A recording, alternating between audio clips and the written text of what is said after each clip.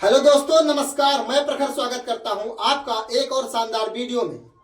आप देख रहे हैं बिजनेस वाला यूट्यूब चैनल, जहां आपको नए नए बिजनेस आइडियाज और बिजनेस संबंधी हर एक प्रॉब्लम का सॉल्यूशन दिया जाता है।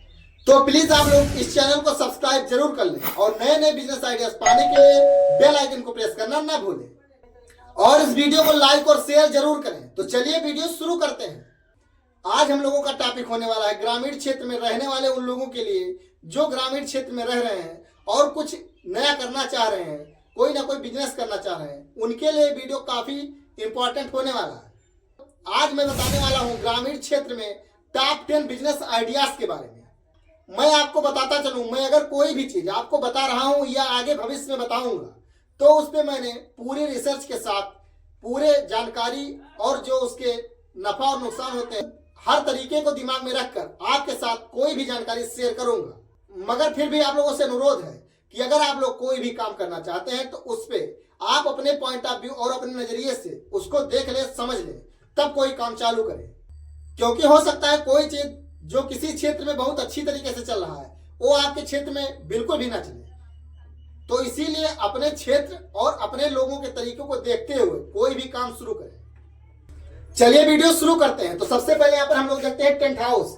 ये टेंट हाउस का काम जिसमें आपको मिनिमम 1.5 से 2 लाख की आवश्यकता है। अगर आप ग्रामीण क्षेत्र में रह रहे हैं तो यहाँ लगभग हर एक इंसान को कभी ना कभी साल भर में इसका काम लग जाता है।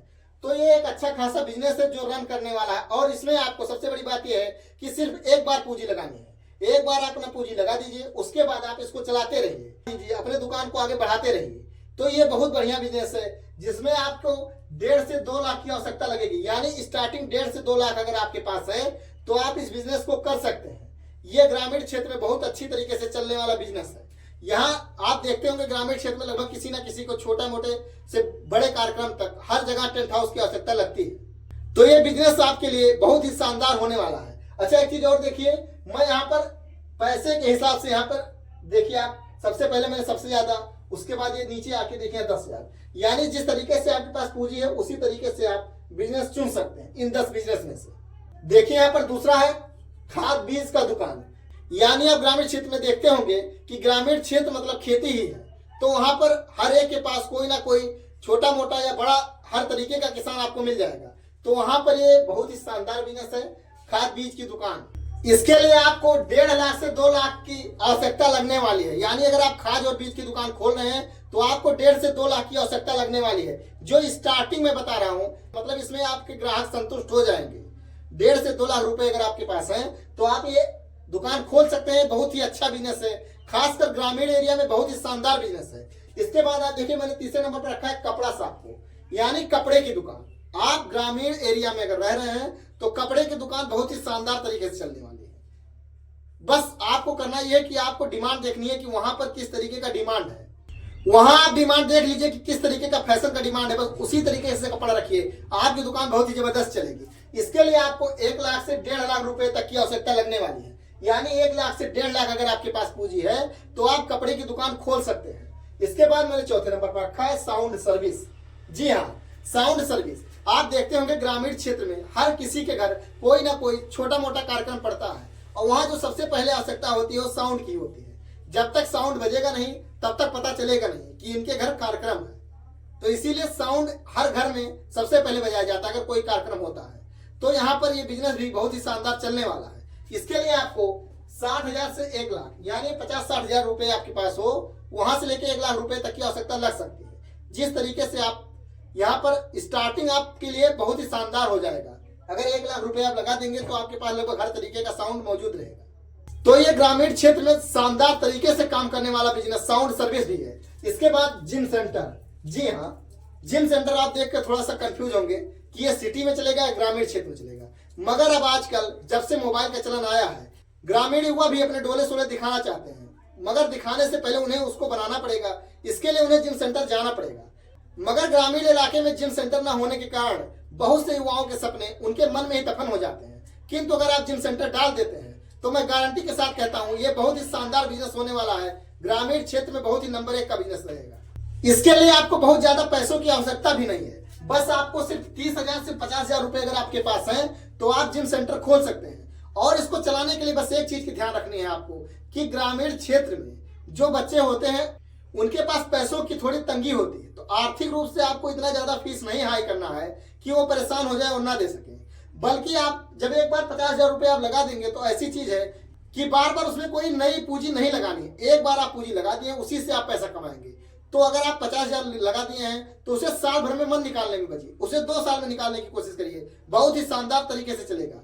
जब आप थोड़ा सा फीस जो कम करेंगे तो ग्रामीण क्षेत्र के लगभग बच्चे आने लगेंगे और वो आपको पैसा भी देंगे, अपनी बॉडी शॉडी भी बनाएंगे और आपका भी काम चलता रहेगा। अगला बिजनेस देखिए यहाँ पर ब्यूटी पार्लर का। जी हाँ, ये भी थोड़ा सिटी से ग्रामीण की तरफ शिफ्ट होने वाला बिजनेस है। ब्यूटी पार्लर अभी तक सिटी में चलता था, मगर अब ग्रामीण एरिया की महिलाएं और बच्चियां जो हैं वो भी ब्यूटी पार्लर में जाना शुरू कर चुकी हैं। तो इसलिए ग्रामीण क्षेत्र में अगर आपके पास ब्यूटी पार्लर है तो आपका ये बिजनेस शानदार तरीके से चलने वाला है। इसके लिए बस आपको 30,000 से 50,000 की पूंजी की आवश्यकता है। 30,000 से 50,000 अगर आपके पास है तो आप एक बढ़िया ब्यूटी पार्लर खोल सकते हैं। बस आपको इसके लिए थोड़ा सा एडवर्टाइजमेंट की आवश्यकता होगी, बड़े होल्डर बैनर लगवाने होंगे जिससे लोगों को लगे कि हाँ ब्यूटी पार्लर यहाँ पर है। और ग्रामीण क्षेत्र का जो अगला बिजनेस और 7वें नंबर पर है जन सेवा केंद्र। जी हाँ, जन सेवा केंद्र। जन सेवा केंद्र एक ऐसा बिजनेस है जो ग्रामीण क्षेत्र में लगभग प्रत्येक को काम लगता रहता है। फोटोकॉपी हो गया, खतौनी, खसरा, आय, जात, निवास, आधार कार्ड, सबसे बड़ी बात एपीएस से पैसा ट्रांजैक्शन जो ग्रामीण क्षेत्र में जन सेवा केंद्र वाले करते रहते हैं वो बहुत ही शानदार बिजनेस है। एपीएस से अगर आप पैसा ट्रांजैक्शन कर रहे हैं और जन सेवा केंद्र खोल के बैठे हैं तो आप अच्छा खासा पैसा दिन भर में अर्न कर सकते हैं। इसके लिए आपको ज्यादा कुछ नहीं, बस 30 से 50,000 की आवश्यकता है। सिस्टम लगभग 25,000 में सिस्टम आ जाएगा और 15-20,000 में आपके पास इन्वर्टर आ जाएगा। 2-4 हजार जो शॉप का लगे डेंटिंग पेंटिंग का, बस 50,000 रुपए अगर आपके पास है तो आप इस बिजनेस को स्टार्ट कर सकते हैं। ग्रामीण क्षेत्र में ये बहुत ही बढ़िया चलने वाला बिजनेस है। अगला बिजनेस देखते हैं कबाड़ की दुकान। जी हाँ, कबाड़ की दुकान सुनकर आप थोड़ा शॉक हुए होंगे, मगर कबाड़ की दुकान में भाई साहब नंबर 1 का पैसा। मैं आपको बता रहा हूँ कबाड़ की दुकान में जितना पैसा है उतना कहीं नहीं है। आपको करना बस यही है कि एक दुकान खोल के बैठ जानी है, 2-4 कबाड़ रख लेना है, खुद ला के देके जाएंगे वहां पे। एक लगा दीजिए कांटा करने के लिए, तोलते रहिए पैसा दीजिए, कांटा करिए तोलते रहिए पैसा दीजिए। खुद लाके ग्रामीण क्षेत्र वाले लाकर आपको कबाड़ देखते जाएंगे।